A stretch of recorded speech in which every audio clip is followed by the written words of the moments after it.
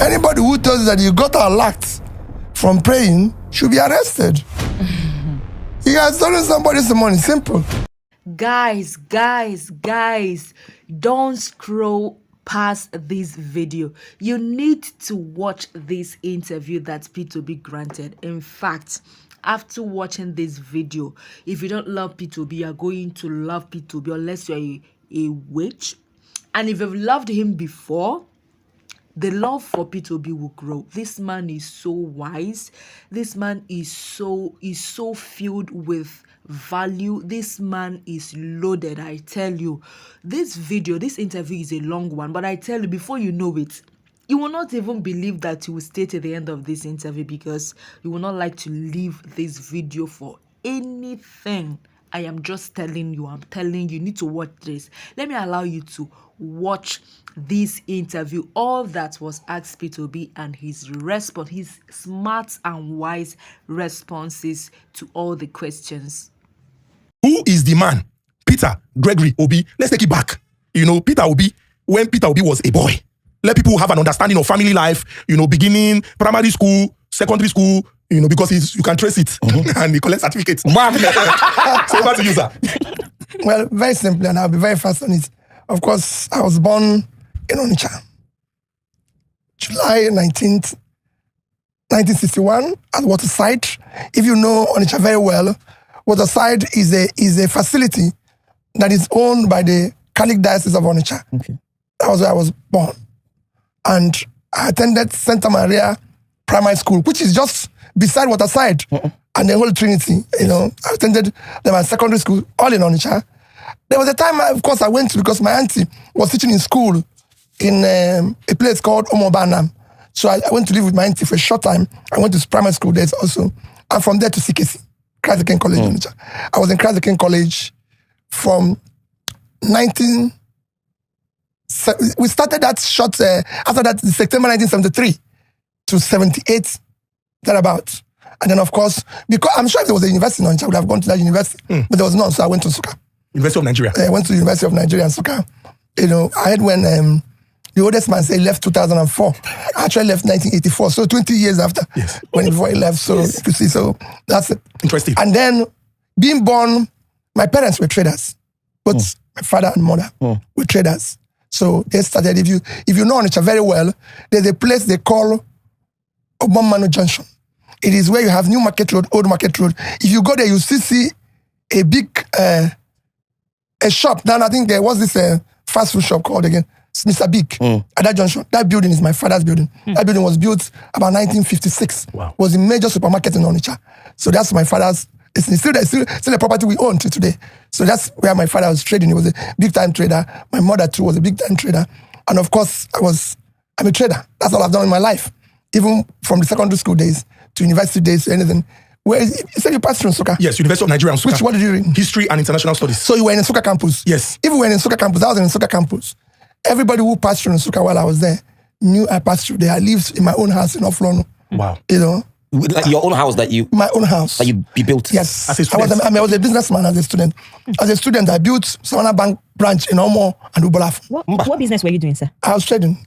Wait, I don't understand. As a student? Everybody knows that. Just as a student in the University of Nigeria and Nsukka, everybody knows that Peter Obi is a businessman. You built Savannah Bank branch? In Omo and Ubolaf as a student. Wow. Yes, I was a businessman. Everybody in Nsukka knew I was a businessman in Nsukka. I lived in my house. I owned my own as a student. I bought my first car in first year, first waging. My second year, I bought 505. By my third year, I had a BMW 520. Everybody know me. If you pass in Nsukka, when I pass through Nsukka, you know me. Everybody knows. I own the supermarket inside the campus. Everybody knows I was a student. I'm a trader. That's the reason I do, and I still do it till today. I believe in trading. I can't live without being productive. Interesting. So we would still get into that conversation about you being a student, pursuing a degree, and then, identifying a gap as an entrepreneur and addressing problems. But let's go back to family life. There's a lot of conversation about, family upbringing. And that is why it's important to know how the formation from the start. I know you're a devout Christian, your parents also, but I would like to go back. As traders, they were involved in their various businesses. Yes. And so I would want to know how it was, the upbringing and the time they had to win you as a child.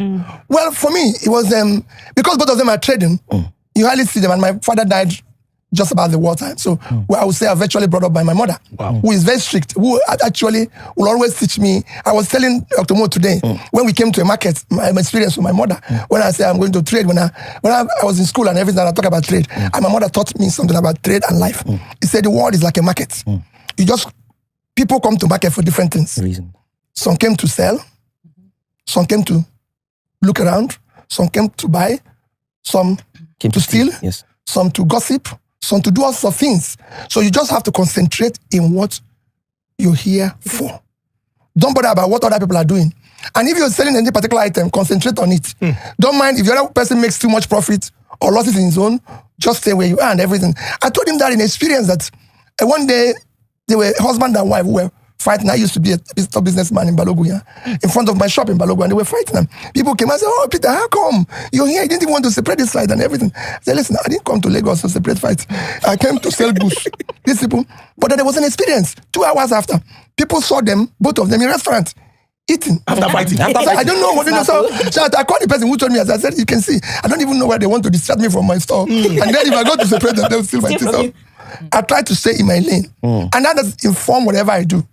You know, most of the things you see me do in life comes from my mother's, I would say, upbringing by my mother, what impacted me. When I said I was going to Lagos, I always said, my mother told me 5 things. Maybe I won't say all of them here. But I can tell you the first 3 are very critical. And they have remained with me because he said to me, Peter, never steal anybody's thing. Instead, please come home. I will feed you. Let me know here that anything is missing. And they found it around you. 2, never, anybody who gives you anything to keep, or you're giving private or public thing to keep, please ensure that when they come for it, you give it back to them. Don't envy anybody. That's number 3. No matter what, even if all the people you came to Lagos, they become super rich and you're poor, thank God you're alive. Concentrate on what you're doing and everything.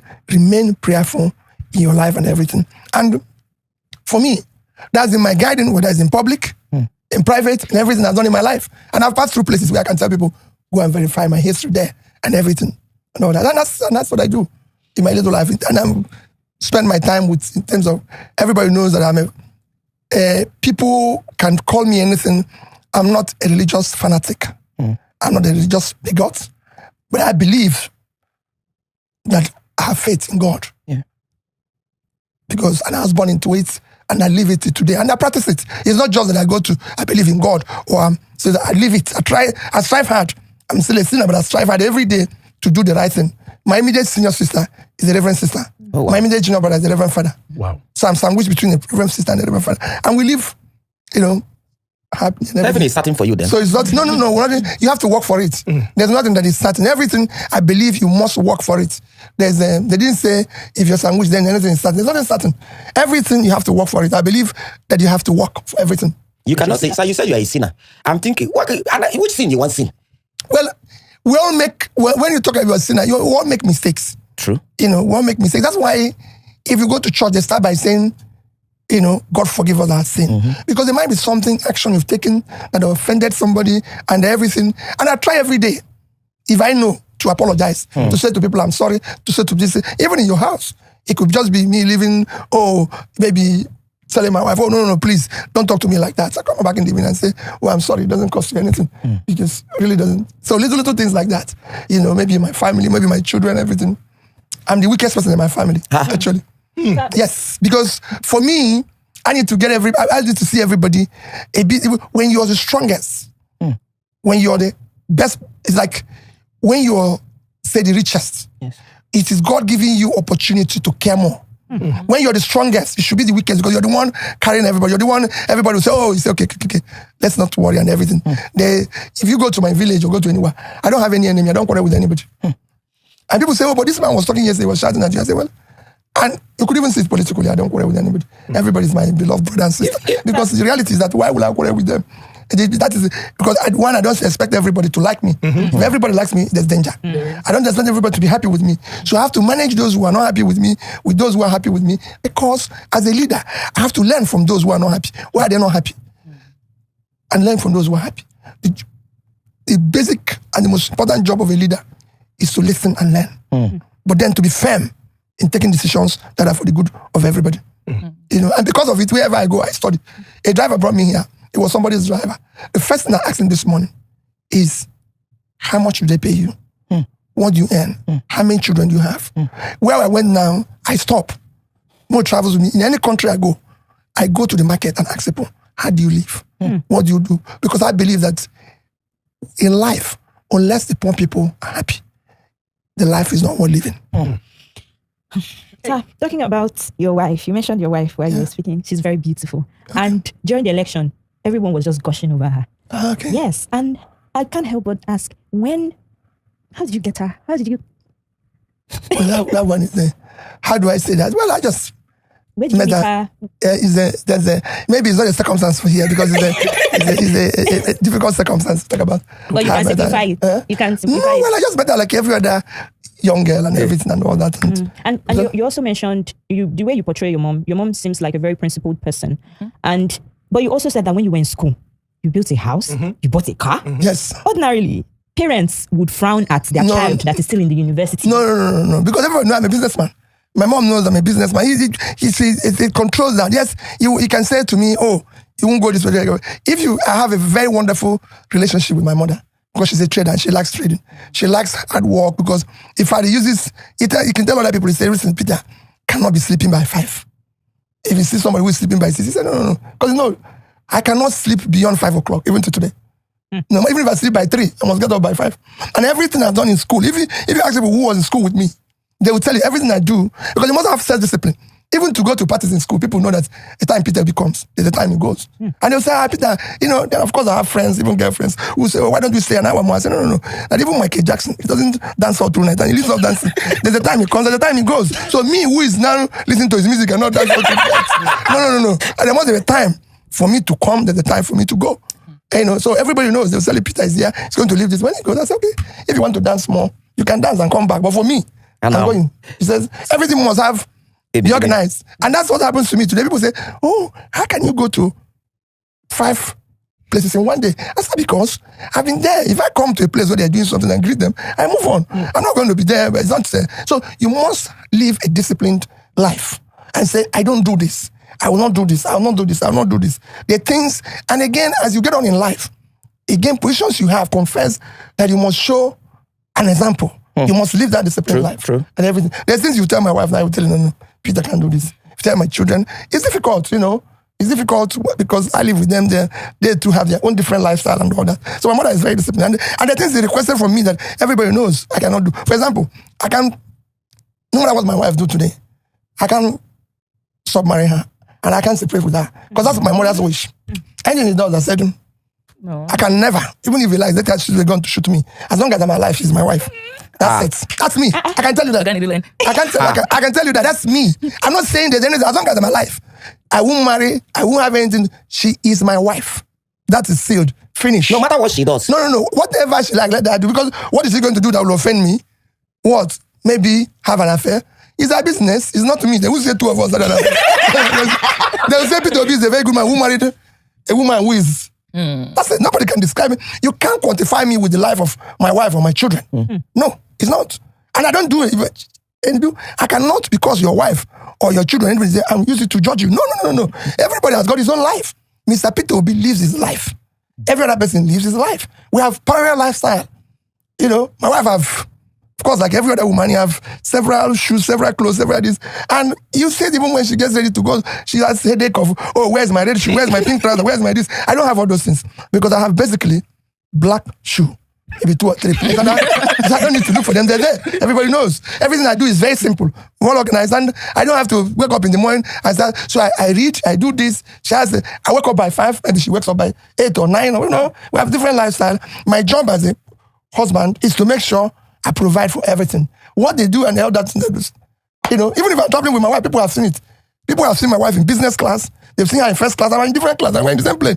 Because that's what suits her. We don't quarrel with it. It suits him. It doesn't conflict with my interest. It doesn't make any difference. The difference in that fare, I need it to feed people in my village. That's it. I'm not quarreling with it. And I've shown people that. I've seen, if you check all my local flights, is economy. Okay. As governor, as the chairman of bank, as everything, I fly economy class. Wow. Wow. Or when I travel abroad, it's business class. For comfort. You know, no, it must be about 6-7 hours. Yes. I travel business class. If I travel with her, people will see it. She's in business class. I'm in economy. Hey, it why? doesn't. No, it doesn't. It suits her. We're not quarreling with it. But why do you fly economy No, because the difference is important to me.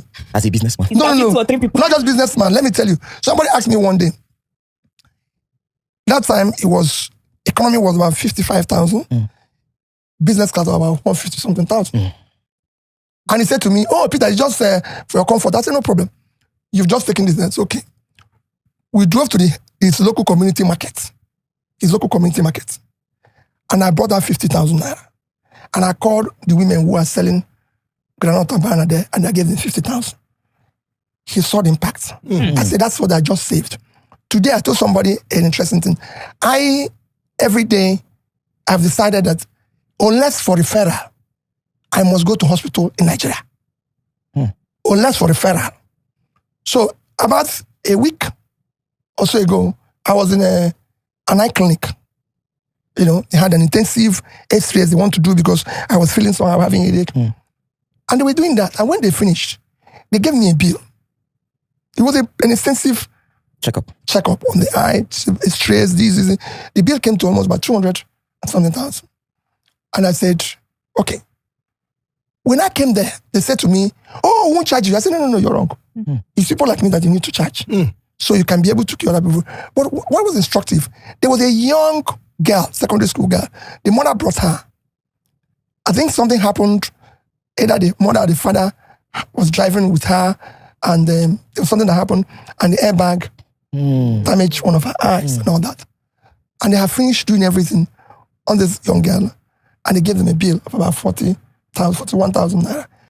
Guys, I hope you're still watching this interview. I hope you are not getting tired, because I have not got tired. I don't want this interview to stop because I love what Peter Obi is saying, and I hope you're enjoying this interview with me. Let's keep watching. Don't forget to subscribe and like this video. You can as well drop your comment in the comment section of this video. Let's continue. You could see the mother feeling a sense of, "Oh, can we get discount?" And I had to look at the sister in charge. I say, "Put it in my bill." So I go out and ask somebody, said, "Everything cost me maybe about 250,000 naira. If I had done that same examination in UK, where I normally go, I can tell you, so what I paid now, using even 2,000, it's around 25 pounds. That thing would have cost me, that's including the glasses, so it would have cost me at least 1,000 pounds. Oh, it's plus going to London and everything. So even the taxi alone from airport to the hospital would have been the same thing. Would have been the same thing. So when you check all this, it becomes imperative that all those little monies you save make impact in people's life. Every month in this country, I must visit a school. I must visit a hospital. Every month. Every month. Wow. Every month. I'm saying minimum 1. There's months I visit 4, 5. Because you go schools of nursing, schools of midwifery, schools of this and everything every month.